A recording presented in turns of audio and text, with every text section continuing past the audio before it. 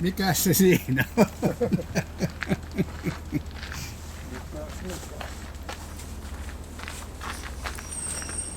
Kuinkas Lappeenrannasta matka suju? Mitä? Kuinkas suju matka Lappeenrannasta? Ei mitään. Ihan hyvin. Kun mä tankkasin siinä Nastolassa ja Googlen mukaan oli 144 kilometriä, niin 6,375 sataselle.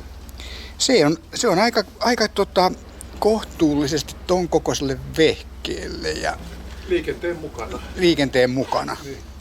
Et ei se vähemmällä oikein voi mennä tommonen rohjo. Et kyllä se kyllä muuten.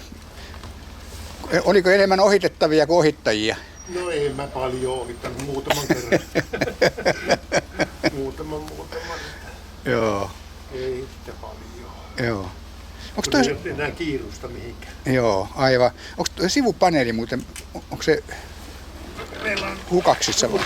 Puuttuu yksi sivupaneeli. Selvä. Vasemmalta puolelta ja käytettyjä mä kattelin, niin oikeanpuolisia löytyy. Joo. Vaikka kuinka, mutta ei vasen. Joo, mulla voi olla, että mulla on sitten hyvässä varastosta löytyy. Niin, mä jätin sen yhden, mikä on sinne siihen toiseen. Joo. Se on siinäkin. Joo, no joo, sen nyt näkee sitten joo. Pitäisikö sitä oikein kokasta pitkästä aikaa, kun on Kokasit. aina Mä en tiedä, mä toin niitä kaasareita. Kun jossain kirjoiteltiin, että on semmoista kipikaa, että hirttää luisti. Niin. Että se imee sen sinne. Joo. Ja sitten mä kattelin niitä, niin siinä on semmoisia raapaleita, että se on imennyt siihen kulmaan kiinni. Aivan. Mä hioin niitä pois. Ja sitä kulmaan terävyyttäkin hioin pois. Ja sitten vielä alumiinifoliolla silittelin. Joo.